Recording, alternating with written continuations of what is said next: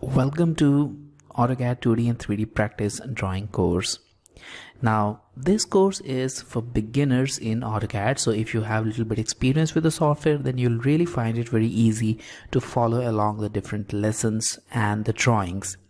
This course will not teach you about the tools and commands. Instead, it will just teach you everything about making the drawing right from scratch. So if you're looking for a course where you actually get to know about the tools and commands, then I have another course for you. You can check that course. It's the complete AutoCAD course.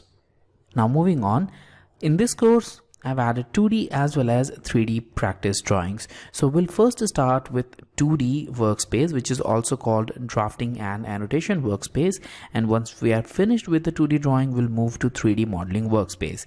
If you don't know what these workspaces are, then you can click on this gear icon right on the status bar and change your workspace to drafting and annotation or 3D modeling.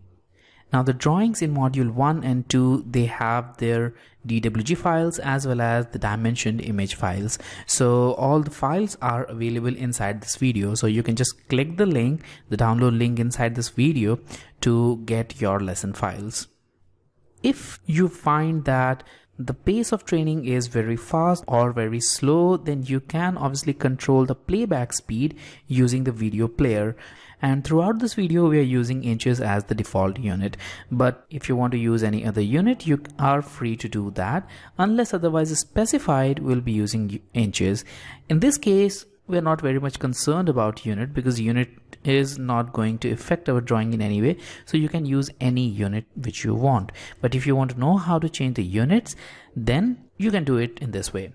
Go to a drawing, type UN, press enter. Now this unit window will pop up.